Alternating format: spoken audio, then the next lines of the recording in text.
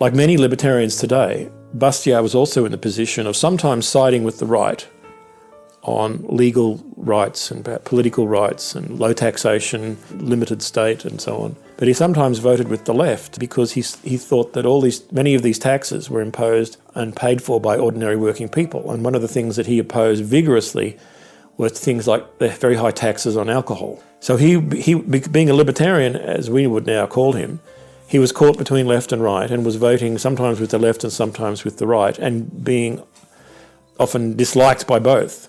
You know, why weren't you a loyal supporter of the right? Because you sometimes vote with the left and vice versa. Bastiat is very clear that there is a ruling elite in Britain who benefit from tariffs and protection, and there is a suffering, exploited class of ordinary consumers and workers who have to pay the higher prices of food in particular, which he thought had a devastating impact. This was most clearly seen in the disruption during the Napoleonic Wars and then also in the 4 or 5 years after the Napoleonic Wars ended, in the very difficult adjustment period as Britain restructured its economy for a freer, more open trading environment. And it's these years in the late 1810s when so many critics of capitalism began writing that capitalism leads to depressions, it leads to unemployment for the working class, it leads to impoverishment.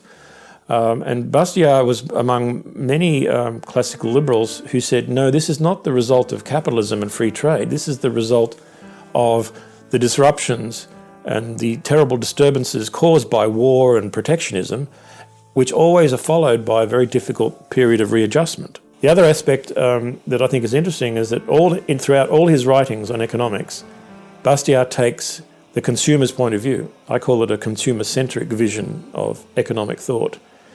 And for him, the consumers were ordinary people, ordinary workers, ordinary farmers, and that was his prime concern.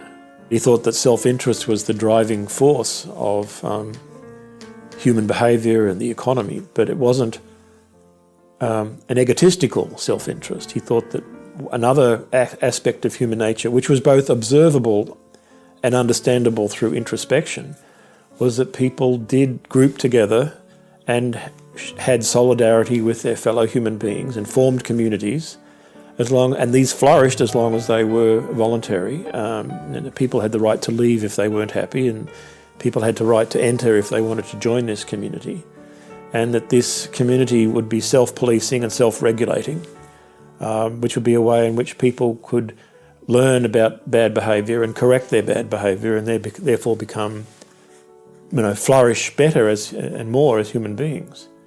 So that self-interest and solidarity polarity, I think, is one that's less developed in his writings, but is crucial to his thinking. He says it's not really, we really shouldn't care about the producers, and instead of subsidising producers or protecting producers from competition, governments should either just get out of the way completely and allow consumers to express their demands and have, through competition, producers competing against each other to satisfy those demands of consumers.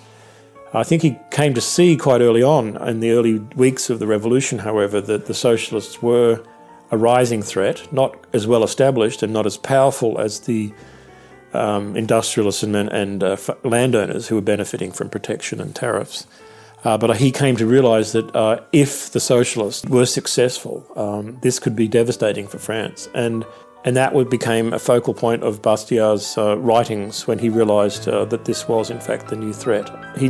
He came to accept that the free trade movement had to be put aside for the time being while he focused on the socialists, but he always wanted to get back to the free trade issue because he thought that was fundamental.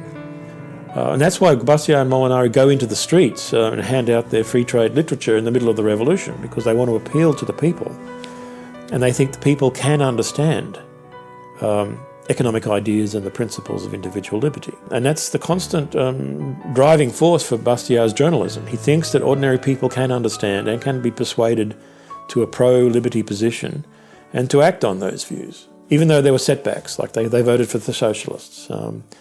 But Bastiat would justify that sometimes by saying, well, the socialists do recognise the oppressions that working people are under and are actually trying to do something about it. They just have the wrong answers. Right? We should also address these people and their problems, but give them what we believe are the correct answers, which is free markets and respect for individual liberty.